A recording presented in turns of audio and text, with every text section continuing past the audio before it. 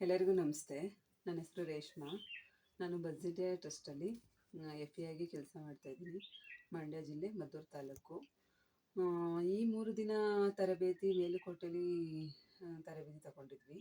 ಯಾವ ರೀತಿಯಪ್ಪ ತರಬೇತಿ ಕೊಟ್ಟಿದ್ರು ಅಂತ ಅನ್ನೋದಾದರೆ, ಒಂದು ಹಣಕಾಸು ಬಂಡವಾಳ ಕಡಿಮೆ ಬಂಡವಾಳದಲ್ಲಿ ಹೆಚ್ಚು ಆದಾಯನ ಹೇಗೆ ತಗೋಬೋದು ಅನ್ನುವಂಥದ್ದು, ನಿಮ್ಮ ಹಳ್ಳಿಯ ಕಚ್ಚಾ ವಸ್ತುಗಳನ್ನು, ನೈಸರ್ಗಿಕ ವಸ್ತುಗಳನ್ನು ಬಳಸ್ಕೊಂಡು ಯಾವ ರೀತಿ ಹೆಚ್ಚಿನ ಆದಾಯ ತಗೋಬೋದು ಅನ್ನುವಂಥದ್ದನ್ನ ತಿಳಿಸ್ಕೊಟ್ರು. ಮತ್ತು ಇನ್ನೊಂದೇನಪ್ಪ ಅಂತಂದರೆ, ಮಕ್ಕಳ ಮಕ್ಕಳ ಅಭಿವೃದ್ಧಿ ಅಂತಂದರೆ ಮಕ್ಕಳ ತಿಂಡಿ ಬಗ್ಗೆ. ತಿಂಡಿ ಆಲ್ಮೋಸ್ಟ್ ಎಲ್ಲ ಹೊರಗಡೆನೇ ತೊಗೊಬಂದು ತಿಂತೀವಿ.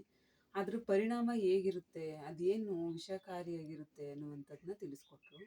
ಮತ್ತು ಇನ್ನೊಂದೇನಪ್ಪ ಅಂತ ಅಂದರೆ, ವಲಸೆ. ಈಗ ಎಲ್ಲ ಸಾಲ ಸಾಲ ಸಾಲ ಅಂತ ಹೇಳ್ತಾರೆ.